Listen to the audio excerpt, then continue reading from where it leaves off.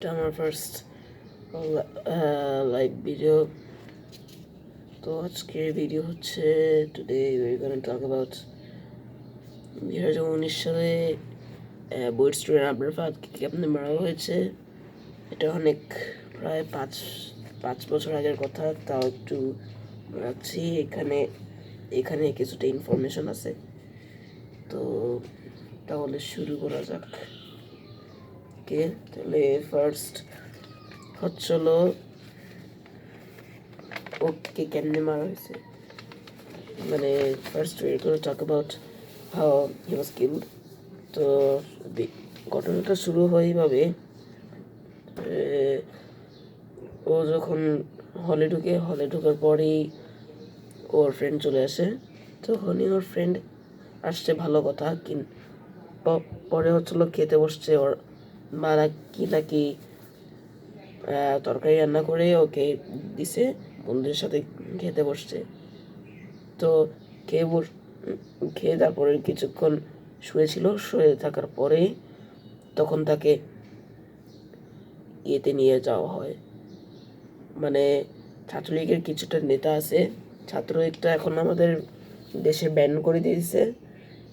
এটা প্রায় হচ্ছিল 1945 নাকি কত সালে পাওয়া গেছে। তো গত বছর ব্যান করছে। তো ছাত্রলীগের দুইটা ছেলে এসে বলতেছে যে 2011 নাম্বার রুমে বড় ভাইয়া ডাকতেছে, তাড়াতাড়ি আসতে। তখনই ফাহাদ বলল যে এখনই আসতে হবে নাকি। তখন হচ্ছিল দুইটা ছেলে বললো যে হ্যাঁ আসতে হবে এখনই। তখনই ও পড়তে বসতে গিয়ে ছেলেগুলো চলে আসছিল। পরে হচ্ছিল ওকে 2011 নাম্বার রুমে নিয়ে আসার পরে ঘাড় ধরে ওকে নিয়ে পরে ওর ল্যাপটপ আর মোবাইল নিয়ে ল্যাপটপে গিয়ে হচ্ছিল একটা ছাত্রলীগের ছেলে ও হচ্ছিল নিয়ে গেল। পরে নিয়ে পাসওয়ার্ড চেয়ে পরে আবার হচ্ছিল চেয়ারে বসেছিল, চেয়ারে বসতে বলছিল একটা ছেলে। তো চেয়ারে বসার পর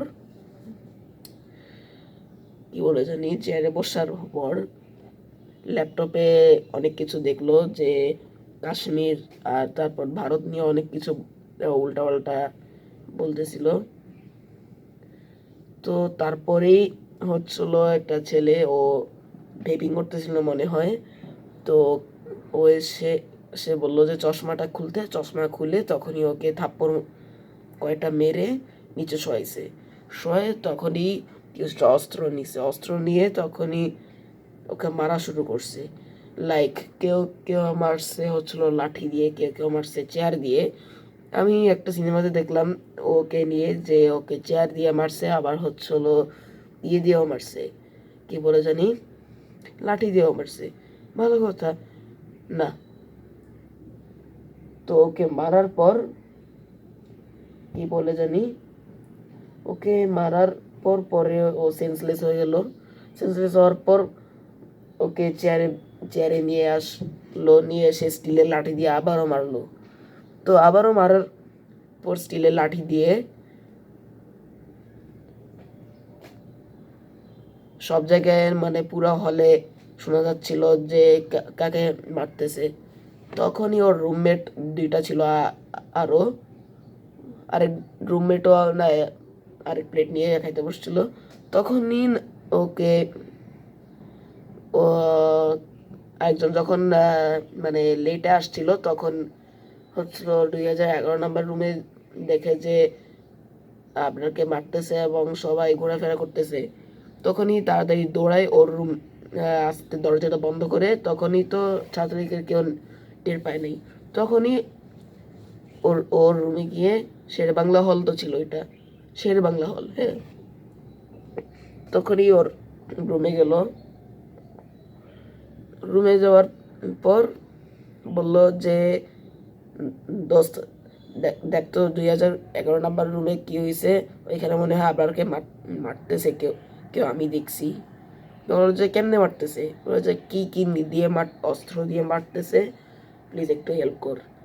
তখনই হচ্ছিল ওকে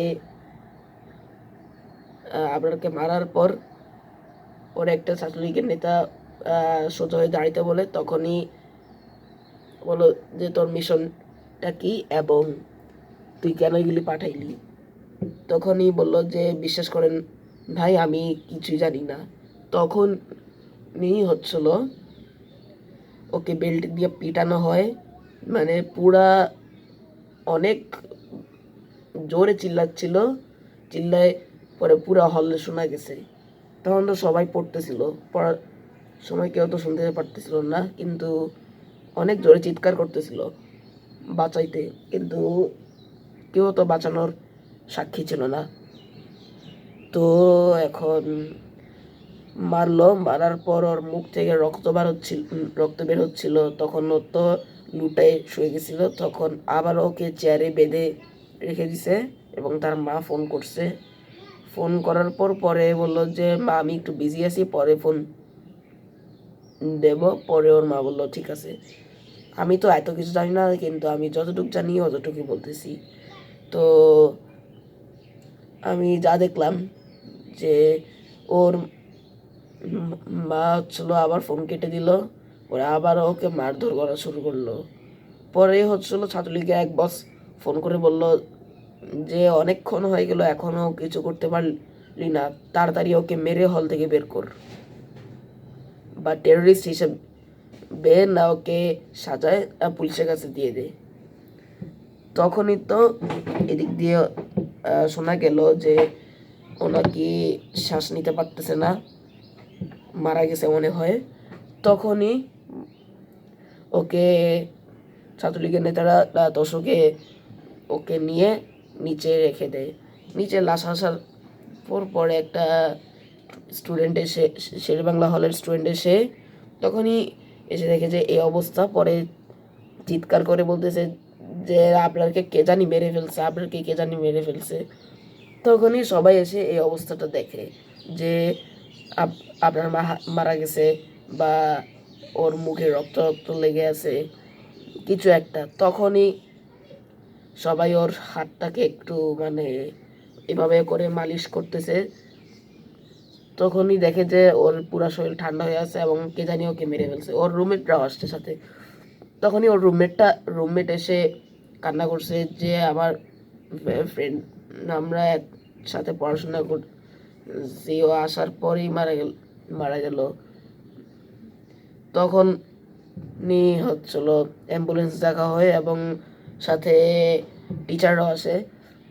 টিচাররা এসে এই অবস্থা দেখে তখনই ওর বাবা মাকে ফোন করা হয় যে আপনার ছেলেকে কে জানি হত্যা করছে।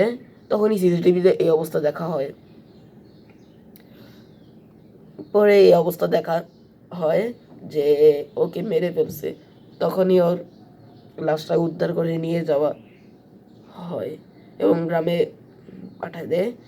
পরে হচ্ছিল নিউজে 2019 সালে নিউজে অনেক ছাঁটাই হয়েছে যে আবরারকে নিয়ে অনেক কিছু বললো তার টিচার, তার বাবা মা, এবং এই সালে যারা যারা স্টুডেন্ট অ্যাক্টিভিস্ট আছে যেমন মনে করেন সার্জিস ভাই, তারপর হাসনাত ভাই, আরও অনেক জনে আরও ভাইকে নিয়ে কথা বলছে। তো এই অবস্থা যে আমরা কখনোই রাজনৈতিক বিষয় নিয়ে কথা বলবো না। যারা যারা যারা হচ্ছিল রাজনৈতিক বিষয় নিয়ে কথা বলে তারাই হচ্ছিল একটা they always dream to for their death.